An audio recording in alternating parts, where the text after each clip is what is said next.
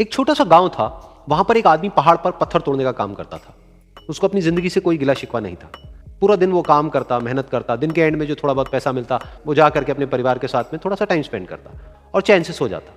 तो एक दिन रोज की तरह वो अपना काम खत्म करके अपने घर की तरफ जा रहा था, तो रास्ते में चलते चलते उसके मन में ख्याल आया कि ये भी कोई जिंदगी है कि सुबह से शाम तक मैं पत्थर तोड़ने का काम करता हूं और एंड में मेरे को थोड़े से पैसे मिलते हैं, जिसमें मुश्किल से मेरा और मेरे परिवार का गुजारा हो पाता है।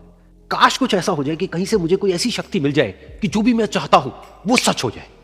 वो अपने घर पर गया, उसने खाना खाया, लेकिन उसका ध्यान खाने की तरफ नहीं था। उसके दिमाग में यही ख्याल चल रहा था। उसके बाद में वो यही सोचते सोचते सो गया। फिर नींद आने के कुछ देर बाद उसको एक सपना आया। सपने में उसने देखा कि रोज की तरह वो अपना काम खत्म करके अपने घर लौट रहा था। रास्ते में उसने एक बहुत ही बड़ा घर देखा और उसके मन में आया कि काश ये घर मेरा होता और मैं इसका मालिक होता। और उसके ये सोचते ही वो उस घर का मालिक बन गया। उसको यकीन ही नहीं हो रहा था कि जो उसने सोचा वो बन चुका है। लेकिन उसकी खुशी ज्यादा देर नहीं टिक पाई, क्योंकि उसको एकदम से एक शोर सुनाई दिया।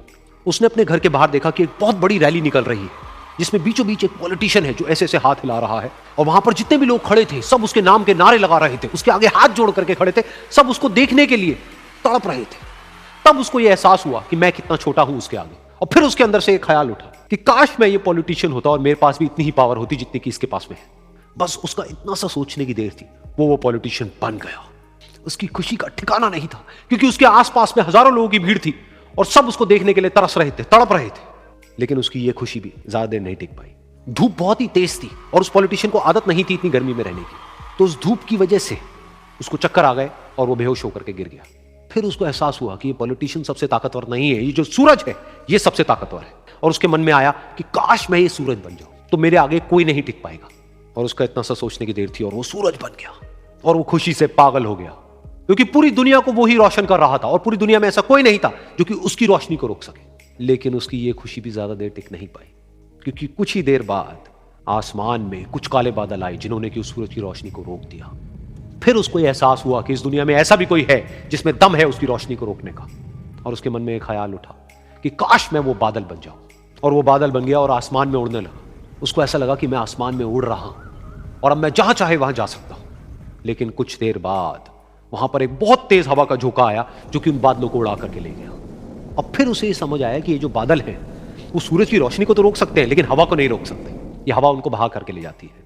फिर उसके मन में आया कि काश मैं ये हवा बन जाऊं। और वो हवा बन गया। हवा बनने के बाद में उसको अपने अंदर एक अलग ही ऊर्जा का अनुभव हुआ। वो चाहे तो आराम से बहता और चाहे तो आंधी बन करके, तूफान बन करके, जिसको भी चाहे उड़ा करके ले जाता। उसको ये विश्वास होने ही लगा था कि इस दुनिया में सबसे ज्यादा शक्तिशाली मैं हूं। लेकिन तभी उसके सामने आया एक पहाड़। उसने अपनी पूरी ताकत लगा दी, लेकिन उस पहाड़ को वो इतना सा भी नहीं हिला पाया।